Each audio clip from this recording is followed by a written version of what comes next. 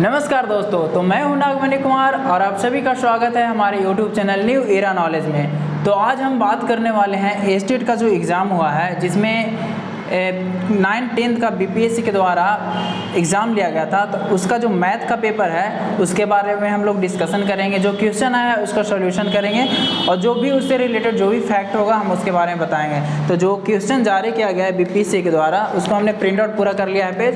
अब एक एक करके हम सारा का इसका सॉल्यूशन देंगे, तो ध्यान से आप लोग देखिएगा। स्टार्ट करते हैं पार्ट 1 का पहला क्वेश्चन है, आप लोग क्वेश्चन यहाँ पर देख सकते हैं ऊपर में कि 10 वर्ष पूर्व रमेश और राजीव की आयु का अनुपात 1:3 है। तो 10 वर्ष पहले की बात बोला है ना, किसका किसका बात किया है, तो रमेश का, ठीक है, रमेश और राजीव का अनुपात कितना दिया है, 1:3 है, ठीक है। फिर बोला है कि अब से 5 वर्ष पश्चात यानी कि बाद में यह अनुपात 2:3 हो जाएगा।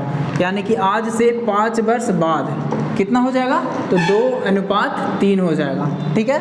तो वर्तमान में उनकी आयु का अनुपात क्या होगा, तो ये समझते हैं। जब ये टोटल 10 वर्ष पहले का बोला है, फिर बोला है 5 वर्ष बाद का, तो अगर डिफरेंस देखा जाए तो ये कितने वर्ष का है, पूरा 15 वर्ष का होगा ना, सिंपल समझिए। उसके बाद अब देखेंगे कि दोनों का जो एज का डिफरेंस है वो दोनों में है, सेम है या नहीं है। तो देखिए यहाँ पर अगर डिफरेंस यानी अंतर देख रहे हैं तो 0 का है, यहाँ पर 1 का है। तो इस डिफरेंस को सेम करने के लिए एक फैक्ट हम बता रहे हैं आपको, ट्रिक, कि जो ये दोनों के बीच का डिफरेंस और ये दोनों के बीच का डिफरेंस है, यानी ये दोनों के बीच का डिफरेंस कितना है, तो ये 2 है, ये दोनों के बीच का डिफरेंस 1 है। तो इसके डिफरेंस से इसमें गुना करेंगे और इसके डिफरेंस से इसमें गुना करेंगे, यानी कि जो नया मेरा रेशियो आएगा क्या आ जाएगा, 1:1, यानी कि 1 से 1 गुना करेंगे 1 हो जाएगा, 1 में 3 से करेंगे तो 3 हो जाएगा।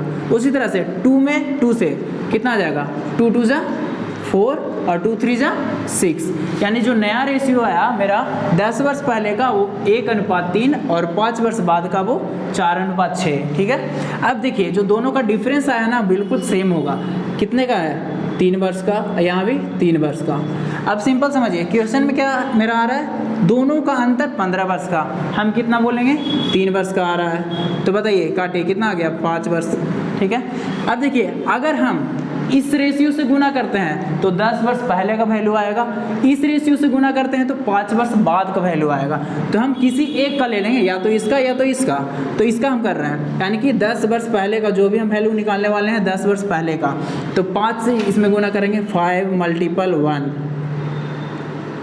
5 × 1 = 5, फिर 5 × क्या 3, तो कितना आ जाएगा, 15। तो ये कब का वैल्यू आया है, 10 वर्ष पहले का इसका एज का अनुपात आ गया है। लेकिन क्वेश्चन में क्या पूछा है, वर्तमान में उनकी आयु का अनुपात क्या होगा। तो बताइए ये 10 वर्ष पहले का ना है, प्रेजेंट में लाने के लिए क्या करेंगे हम लोग, प्लस 10 साल करेंगे, यहाँ 10 साल जोड़ेंगे, यहाँ 10 साल जोड़ेंगे, तो कितना हो गया, 10 और 5 15 और यहाँ पे 25।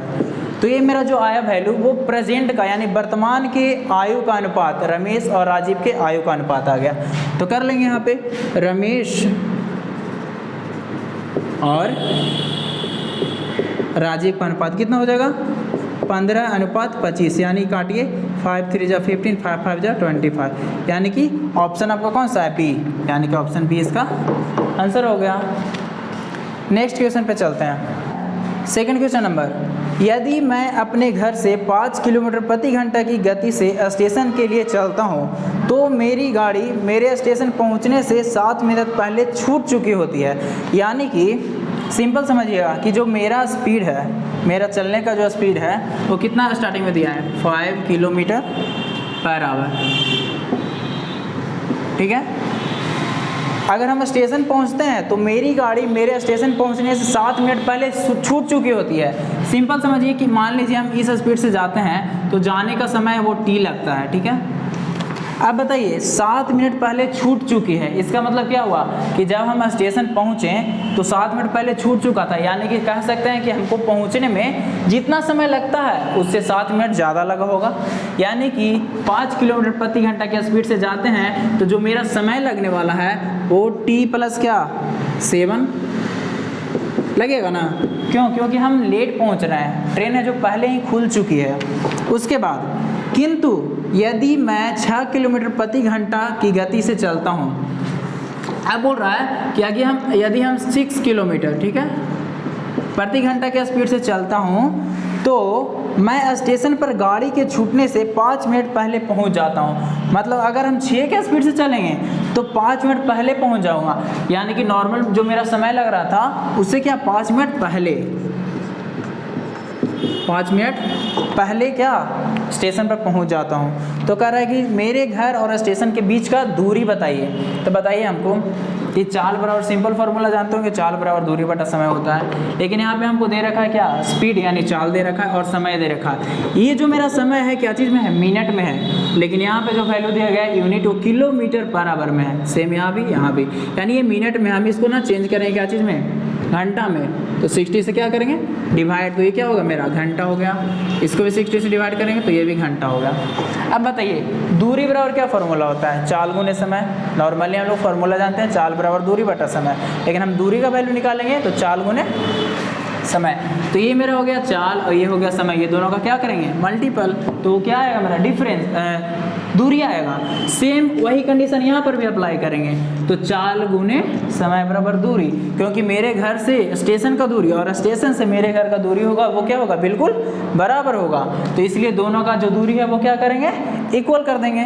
समझिए, यानी कि चाल मेरा कितना है 5 है, गुना समय कितना है t + 7/60, और इधर कीजिए तो चाल मेरा 6 है और समय क्या है t - 5/60। अब इसको हम लोग सॉल्व करेंगे, ठीक है, क्योंकि दोनों दूरी ही है, मेरे घर से स्टेशन के बीच की दूरी या स्टेशन से मेरे घर के बीच की दूरी, दोनों दूरी क्या होगी आपस में इक्वल होगी, बराबर होगी। अब इसको हम लोग सॉल्व करेंगे, 60 से 60 पूरी तरह से कट जाएगी, उसके बाद 5t + 35 = 60 - 30। इसको सॉल्व करेंगे, इधर ले जाएंगे तो t हो जाएगा 60 - 5t यानी t, और 35 इधर आएगा तो प्लस में यानी कि 65। तो ये जो t का वैल्यू आया मेरा 65 क्या आया, आवर आ गया ना। तो t का वैल्यू यहाँ पे हम लोग पुट कर देंगे। पूछ क्या रहा है, दोनों स्टेशनों के बीच की दूरी। तो आइए, दूरी ये भी है मेरा और ये भी है, चूँकि दोनों दूरी है तो इक्वल था। अब t का वैल्यू यहाँ पे रख देते हैं कितना 65, यानी कि 5 × 65 + 7 कितना हो जाएगा 72, और डिवाइड बाय 60। इसको कट करते हैं, 12 12 × 50 60, 12 × 6 72, यानी कि 6 किलोमीटर। ये जो मेरा आया क्या आ गया, डिस्टेंस आ गया मेरा घर से स्टेशन के बीच की दूरी। आप देख सकते हैं ऑप्शन सी इसका राइट आंसर है। आइए नेक्स्ट क्वेश्चन में। नेक्स्ट क्वेश्चन बोल रहा है कि क्वेश्चन नंबर 3, पी और क्यू की औसत मासिक आय 5050 रुपया है। तो बताइए P है एक और एक क्या है Q है, ये दोनों का औसत मासिक आय है ना, हम इसका योग निकाल लेते हैं तो कितना हो जाएगा, यानी कि 5050 × 2, क्योंकि दो लोग हैं तो दोनों का निकाल लेंगे। क्या हो जाएगा 0, 5 2 10 और 5 2 10 हो गया। फिर बोला है Q और R की मासिक औसत आय, तो हम इसका निकाल लेंगे योग, यानी कि सम ऑफ Q and R = 6250। चूँकि ये भी दो कैंडिडेट हैं तो दोनों का हम लोग योग निकालेंगे, कुछ ऐसे मल्टीपल कर देंगे। 0, 5 2 10, 4 1 5 और 6 2 12 हो गया। फिर बोला है कि P और R की औसत मासिक आय, तो बताइए P है और R है, ठीक है, औसत मासिक आय, तो ये भी मल्टीपल करके उसी तरह से हम लोग योग निकाल लेंगे। 2 कितना हो जाएगा 0 0, 2 2 4 और 2 5 10। अब जो मेरा ये वैल्यू आने वाला है इसमें क्या आने वाला है, 2P हो जाएगा, 2Q हो जाएगा और 2R हो जाएगा। सिंपल हम लोग ऐसे कुछ लिखेंगे 2 × P + Q + R = कितना हो जाएगा, ऐड करेंगे 0 0 5 और 9 1 10, 0 हाथ में 1 2 और 1 हाथ वाला 3 1 2 3, ठीक है, यानी 2 से मल्टीपल मतलब 2 से डिवाइड देंगे तो P + Q + R = कितना हो जाएगा 16 16 दूनी 32 5 दूनी 10, 16500 हो जाएगा।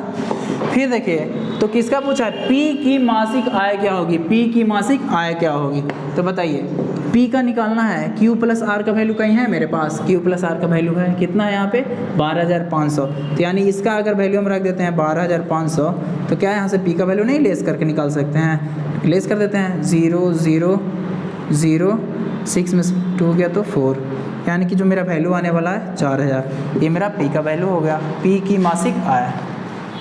यदि क्वेश्चन नंबर 4, यदि P का 30% Q के 40% में जोड़ दिया जाए, सिंपल समझिए कि P का 30% प्रतिशत हटाएंगे तो क्या हो जाएगा 100, ठीक है। Q के 40% में जोड़ दिया जाए, ठीक है, जोड़ दिया जाए तो Q का 80% हो जाता है, Q का कितना 80% हो जाता है, ठीक है। तो Q P का कितना परसेंट है, तो यहाँ से हम लोग निकालेंगे वैल्यू, P का 30% Q के 40% में जोड़ दिया जाता है तो वह Q का 80% हो जाता है, ठीक है। इसको सॉल्व करते हैं हम लोग 0 0 0 0 0 से 0, ठीक है। LCM कितना हो जाएगा 10 हो जाएगा, कितना बचेगा 3 P प्लस 4Q बराबर याद आ जाएगा 8Q बाई 10, 10 से 10 खत्म, क्या बचा 3P बराबर 8Q में से 4Q जाएगा तो 4Q, यानी यहाँ से P बाई Q यानी रेशियो में निकाल लेंगे तो कितना हो जाएगा 4/3।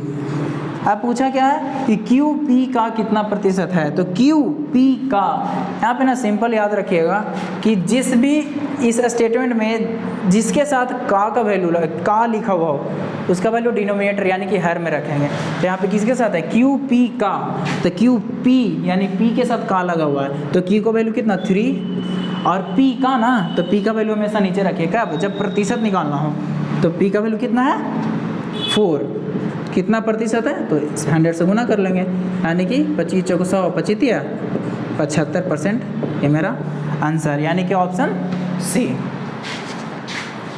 चलिए नेक्स्ट क्वेश्चन है, क्वेश्चन नंबर 5 कि ABCD के बीच 5:2:4:3 के अनुपात में धन का वितरण किया जाना है, ठीक है। यदि C को D से 1,000 रुपये अधिक मिलता है, ये तो बिल्कुल सिंपल क्वेश्चन है, कह रहा है कि A B C और D रेशियो दे रखा है अनुपात 5:2:4:3, ठीक है। अब कह रहा है कि जब हम लोग बांटते हैं इसका धन को वितरित करते हैं तो C को D से 1,000 अधिक मिलता है, बिल्कुल इसको कुछ नहीं करना है, क्वेश्चन जैसा बोला है वैसा हम भी करेंगे। C को D से 1,000 अधिक मिलता है, हम कहें कितना अधिक मिल रहा है मात्र 1 रुपया, C को 4 रुपया और D को 3 रुपया, तो हम भी अंतर देखेंगे, अंतर की बात किए तो हम भी अंतर की बात करेंगे 1 रुपया। तो B का हिस्सा क्या है, तो बताइए B सेकंड स्थान पे 2 कितना है 2 है, यानी कि वैल्यू 1 2 3 3,000 रुपया आंसर, यानी कि ऑप्शन आपका हो जाएगा C।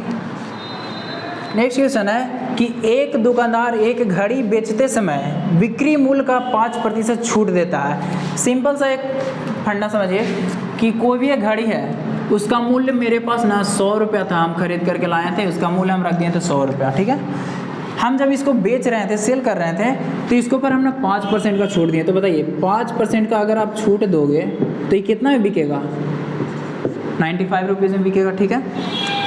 फिर कह रहा है यदि वह उस पर 6% का छूट दे देता तो उसे पहले से 15 रुपया कम का लाभ मिलता, ठीक है ना।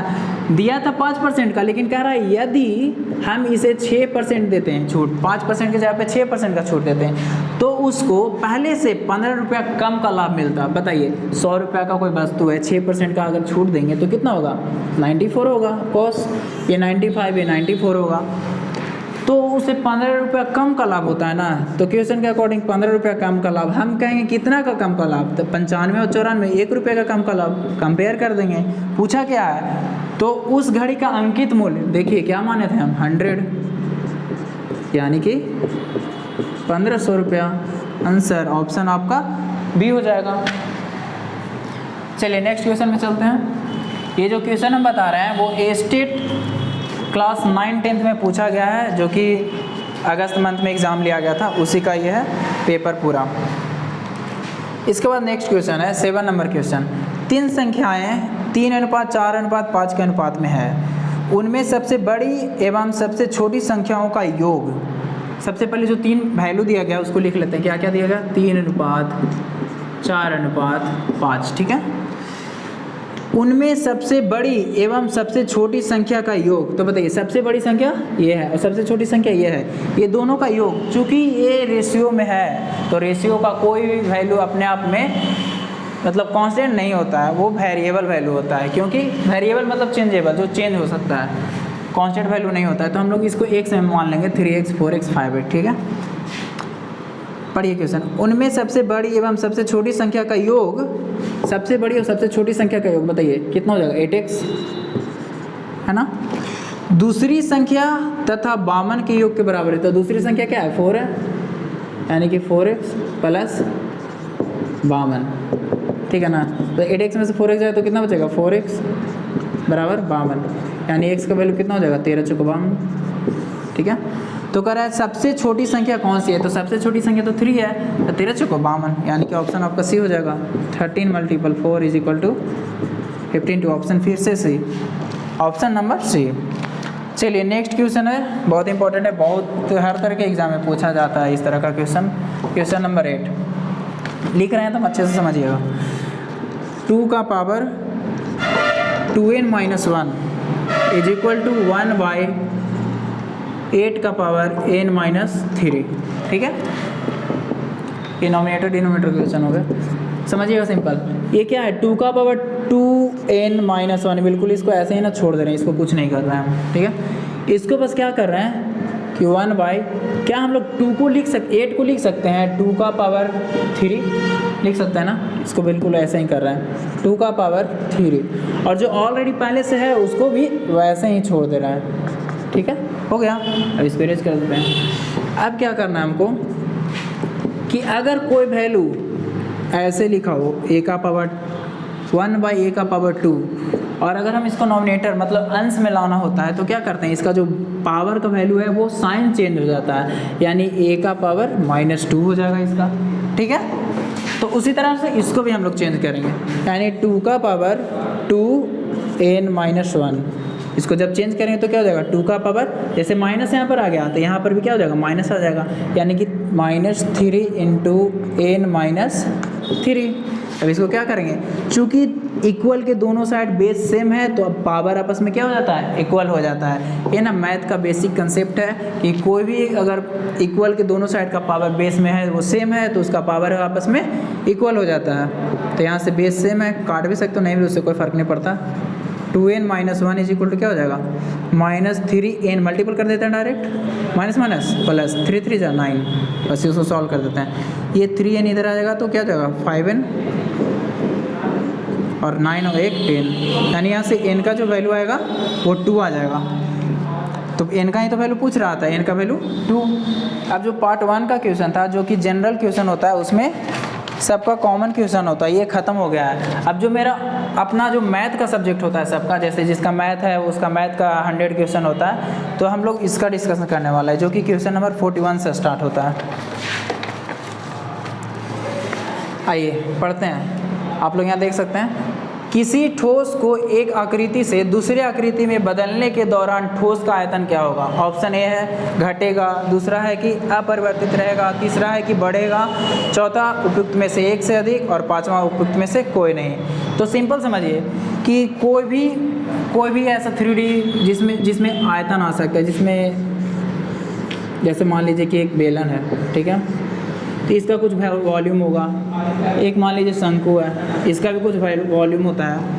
तो कह रहा है कि ठोस आकृति को अगर इसी को हम इसी शेप में चेंज कर दें, यानी वॉल्यूम दोनों का, किसी ठोस को एक आकृति से दूसरी आकृति में बदलने पर, बस आकृति हम लोग चेंज कर रहे हैं, ठीक है ना, तो उसका हाइट घट बढ़ सकता है, रेडियस घट बढ़ सकता है, लेकिन जो आयतन होता है वो चेंज नहीं होगा, ठीक है ना, क्योंकि आकृति हम चेंज कर रहे हैं। तो सिंपल इसका आंसर जो हो जाएगा ऑप्शन बी हो जाएगा, यानी कि अपरिवर्तित, नॉट चेंजेबल, ठीक है, चेंज नहीं होगा। क्वेश्चन नंबर 42 देखेंगे। नेक्स्ट कह रहा है कि 3 बिंदुओं ए बी सी के कार्तिक निर्देशांक 1:-1, 3:-4 और 5:-7 है। तो ए बी सी है जो किस तरह का त्रिभुज है, ठीक है, क्या वो समद्विबाहु है? सिंपल समझिए, एक त्रिभुज दिया गया है, त्रिभुज का निर्देशांक दिया गया है, मान लीजिए ए है, ये बी है और ये सी है। ए का निर्देशांक है 1, -1, ठीक है। इसका क्या है 3, -4 और इसका है 5, -7, ठीक है। तो देखिए पता कैसे करें कि ये कौन सा त्रिभुज होगा, ठीक है। तो सिंपल सा हम लोग ना 10th क्लास में 9th क्लास में एक फॉर्मूला हम लोग पढ़े थे, वो था डिस्टेंस फार्मूला, यानी कि दूरी सूत्र। अगर हम उस दूरी सूत्र से इसके बीच का डिस्टेंस निकाल लेते हैं, सपोज मान लीजिए इसका डिस्टेंस यानी कि आ गया दूरी, या कह सकते हैं इस साइड का जो माप है मेजरमेंट वो 5 सेंटीमीटर आ गया, ठीक है। फिर जब इसका दूरी निकालते हैं इसका भी 5 सेंटीमीटर आ गया, फिर इसका दूरी निकालते हैं तो इसका भी 5 सेंटीमीटर आ गया। तो बताइए किसी भी त्रिभुज के जब तीनों जो भुजाएं हैं आपस में इक्वल हो जाएगी तो क्या हो जाएगा, समबाहु त्रिभुज हो जाएगा। उसी तरह से अगर निकालते हैं और अगर दो भुजाएं आपस में इक्वल हो जाएगी तो समद्विबाहु हो जाएगा, और अगर तीनों आपस में अलग अलग वैल्यू देता है तो वो विषमबाहु हो जाएगा। तो सिंपल सा डिस्टेंस फार्मूला ये होता है, अगर मान लीजिए कि ए बी कोई डिस्टेंस है और दो वैल्यू दे रखा है तो उसके बीच का निर्देशांक निकालने के लिए फॉर्मूला होता है x2 - x1 का whole square plus y2 - y1 का होल स्क्वायर। बस इसी फॉर्मूले पे ना हम लोग सारा वैल्यू पुट करेंगे और अलग अलग जो है डिस्टेंस निकालेंगे। निकालिए, पहले ए बी का निकाल लेते हैं, क्या हो जाएगा 3 - 1 का स्क्वायर, 3 - 1 यानी कि 2 का स्क्वायर कितना हो जाएगा 4, -4 - 1 का माइनस यानी कि -4 और माइनस तो फार्मूला वाला ही होगा, फिर माइनस है यानी -1 प्लस, यानी कितना वैल्यू दे देगा -3, और -3 का स्क्वायर कितना होगा 9, तो 9 और 4 कितना 13, √13 ये हो गया। ये ए बी का मेरा डिस्टेंस हो गया, दूरी। उसी तरह से हम लोग बी सी का निकालेंगे, क्या हो जाएगा 5 - 3 यानी कि 2 का स्क्वायर कितना 4, 7 -7 था क्या, हाँ -7 था ये, ठीक है। तो -7 और -4 यानी कि -7 माइनस फार्मूला वाला और -4 ये तो प्लस हो जाएगा, ठीक है। तो यानी -3 दे देगा वैल्यू, और -3 का स्क्वायर कितना 9, यानी ये जो फिर वैल्यू है वो भी माइनस मतलब √13 आ गया। उसके बाद ए सी का निकाल रहे हैं, बताइए 5 - 1 का स्क्वायर कितना हो जाएगा 5 - 1 यानी 4 का स्क्वायर 16 प्लस -7 माइनस इंटू -1 यानी कि -7 माइनस फार्मूला वाला और -1 वैल्यू वाला, तो माइनस माइनस क्या हो जाएगा +1, इसका वैल्यू कितना आ जाएगा 6, और 6 का जब स्क्वायर करेंगे तो 36, यानी कि यहाँ पे हम लोग लिखेंगे 36, 6 6 12 का 2 हाथ में 1, 3 1 4 1 5 यानी कि 52, 13 चौको 52 यानी कि 4 का वर्गमूल 2 यानी 2 कितना 13, 2√13 हो गया। तो बताइए यहाँ पे इस ट्रायंगल में जो दो वैल्यू आया क्या सेम दिख रहा है हम लोग को, √13 इसका वैल्यू, √13 इसका वैल्यू, और इसका जो है 2√13 वैल्यू है। तो बताइए ऑप्शन के अकॉर्डिंग कौन सा इसमें हो जाएगा, क्या समकोण त्रिभुज होगा। समकोण के लिए क्या कंडीशन होना चाहिए, आप लोगों को पता होगा पाइथागोरस प्रमेय, अगर ये b है, अगर ये p है और अगर ये h है, तो जो b का स्क्वायर और p का स्क्वायर का जो सम होता है वो कर्ण यानी h के स्क्वायर के इक्वल होता है। तो बताइए p का स्क्वायर, p मेरा सपोज मान लेते हैं ये रहा होगा तो 13 हो जाएगा, और ये 13 6 हो जाएगा 26 हो जाएगा, और 20 क्या यहाँ पे 26 आ रहा है, नहीं ना आ रहा है, तो ये समकोण तो कोई चांस में होगा नहीं। फिर आते हैं हम लोग समबाहु पे, समबाहु होगा, एक √13 है दूसरा भी √13 है, अगर ये भी √13 होता तो कह सकते थे, लेकिन जो से फर्स्ट वाला ऑप्शन है समद्विबाहु, क्योंकि ये वाला वैल्यू और ये वाला वैल्यू क्या है सेम है, तो हम लोग क्या कह सकते हैं कि ये जो निर्देशांक दिया गया है इससे जो बनने वाली त्रिभुज होगी वो समद्विबाहु त्रिभुज होगी, ऑप्शन नंबर ए।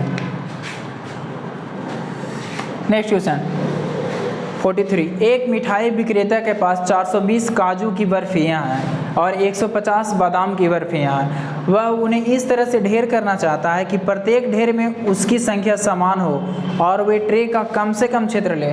सिंपल ऐसा जब भी क्वेश्चन आया था जो भी वैल्यू दे रखा है ना उसका HCF निकाल दीजिए। HCF मतलब हाईएस्ट कॉमन फैक्टर, यानी कि महत्तम समापवर्तक कितना कितना का, ये दोनों का निकाल दीजिए। इसको कर दीजिए सिंपल फैक्टर, क्या क्या हो जाएगा 2 × 5 और क्या हो जाएगा 21 दूनी 42 यानी कि 7 21 दूनी 42, ये मेरा फैक्टर हो गया इसका। ऐसा क्या चाहिए 5 दूनी 10 और 5 3 15। ये जो भी होगा दोनों में कॉमन, यानी कि HCF वही मेरा हो जाएगा वैल्यू यहाँ पे। तो 5 है 2 है 5 है 2 है, ठीक है, 3 है और कुछ नहीं है। 5 3 15 दूनी 30, 5 दूनी 10 30, यानी कि मेरा 30 ऑप्शन में है, ऑप्शन में नहीं है, यानी कि ऑप्शन इसका हो जाएगा E, इनमें से कोई नहीं है।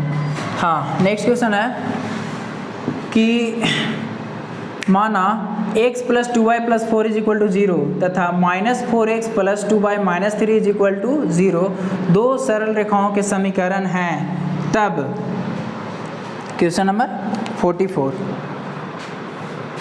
तब वो क्या होंगे? सिंपल समझिए, इक्वेशन दे रखा है x + 2y + 4 = 0 और -4x + 2y - 3 = 0, दो सरल रेखाएं हैं। तो ये जो दोनों सरल रेखाएं हैं वो क्या होंगी? ऑप्शन ए समानांतर होंगी, दोनों मूल बिंदु से होकर गुजरती है, या एक मूल बिंदु से होकर गुजरती है, उपयुक्त में से एक से अधिक, या इनमें से कोई नहीं। सिंपल समझिए, जब इस तरह का इक्वेशन दे रखा हो तो हम लोग रेशियो देखेंगे, ठीक है ना। अगर रेशियो अगर देखते हैं और जो रेशियो यानी कि अनुपात है अगर इक्वल आ जाता है तो हम लोग कहेंगे कि वे समानांतर होंगी, ठीक है। और अगर रेशियो सेम नहीं आता है तो सिंपल कहेंगे कि वो समानांतर नहीं होंगी। तो इसका रेशियो हम लोग देख रहे हैं। पता है एक्स का कोफिशिएंट, अब कोफिशिएंट क्या होता है वो समझ लीजिए। मान लीजिए कि x² + bx + c = 0 दे रखा है, ठीक है। कोफिशिएंट का मतलब होता है गुणज, तो x² का गुणज क्या होगा? तो बताइए a होगा ना। उसी तरह से हम पूछें कि x का कोफिशिएंट क्या होगा, तो x का कोफिशिएंट क्या हो जाएगा? b हो जाएगा। और c जो कि खुद में कांस्टेंट होता है, कांस्टेंट वैल्यू होता है जो कि चेंज नहीं होता है। तो बताइए, हाँ, तो हम लोग रेशियो देखेंगे कि सेम है या फिर डिफरेंस है। तो बताइए x + 2y + 4 = 0 है और एक है -4x + 2y - 3 = 0। तो x का कोफिशिएंट कितना है? 1 है, इसमें x का कोफिशिएंट कितना है? -4 है। नेक्स्ट में देखेंगे इसका क्या है? y का कोफिशिएंट 2 है और इसका भी 2 है। तो बताइए ये दोनों जो रेशियो है इक्वल हो रहा है? नहीं हो रहा है। ये कट करेंगे तो 1 आएगा, ये कट करेंगे तो बिल्कुल सेम रह जाएगा। -1 है 4, 1 के इक्वल का भी हो सकता है, नहीं ना। तो सिंपल हम लोग कहेंगे कि ये समानांतर रेखाएं नहीं है। तो ऑप्शन में ढूंढते हैं, ऑप्शन में ऐसा कोई ऑप्शन है ही नहीं जो कि लिखा गया हो कि वो समानांतर रेखाएं हैं, यानी कि 44 का ऑप्शन ई हो जाएगा। ऑप्शन नंबर 5 उपयुक्त में से कोई नहीं।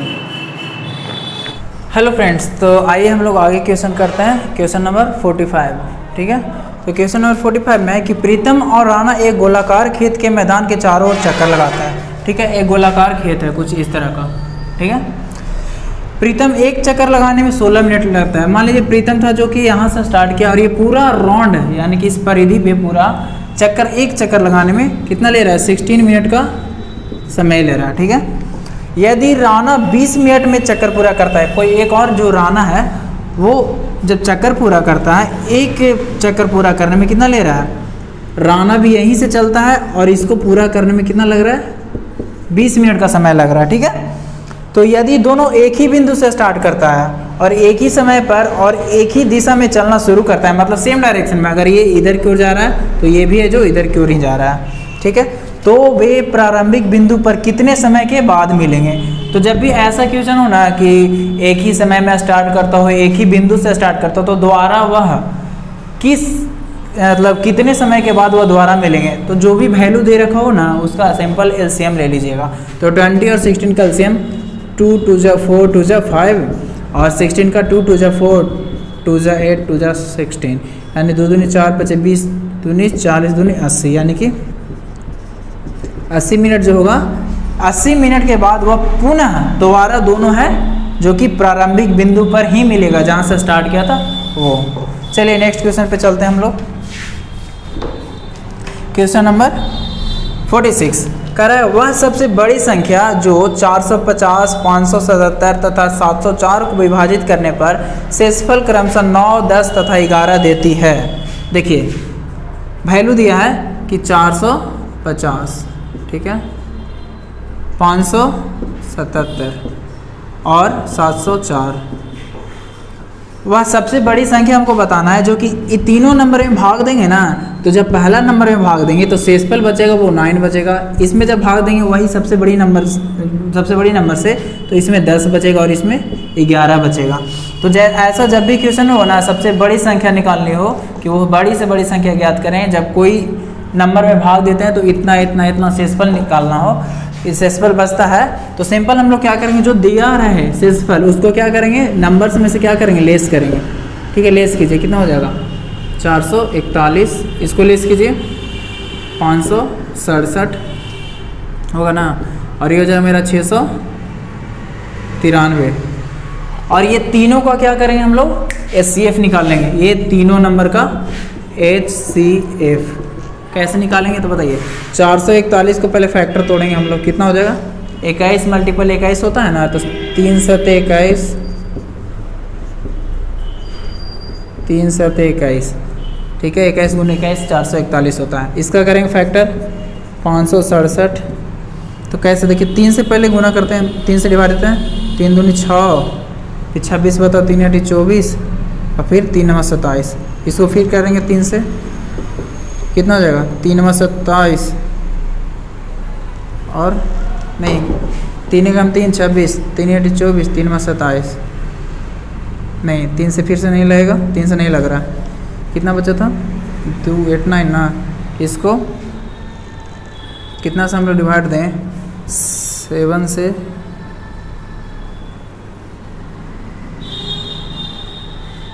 अरे यार गलत किए ना हम लोग, कितना है 5 6, हाँ तो उसी तरह से अब इसका हम लोग फैक्टर तोड़ेंगे, तो देखिए क्या हो जाएगा 5 6 7, 3 से करते हैं इसको 3, यानी कि 3 1 3, कितना बचा 26, 3 8 24, और 3 9 27, फिर इसको 3 से करेंगे फैक्टर, तो 3 9 27, 3 6 18, और 3 3 9, और फिर 63 है, यानी कि 3 7 21 दिया 63 हो गया। अब इसका सेम उसी तरह से 693 का, इसको 3 से करते हैं, तो 3 2 जा 6, 3 3 जा 9, 3 1 जा 3, फिर 21, 3 7 21, 21, 3 3 9 से 63, ठीक है ना, 63 क्या हो गया, 3 से किया ना, तो 3 7 21, 3 7 21 और गुने 11 हो गया। ये इसका फैक्टर हो गया, ये इसका हो गया। अब तीनों में HCF देखें, HCF मतलब क्या होता है, हाईएस्ट कॉमन फैक्टर, मतलब कि बड़ी से बड़ी संख्या जो तीनों में मौजूद हो।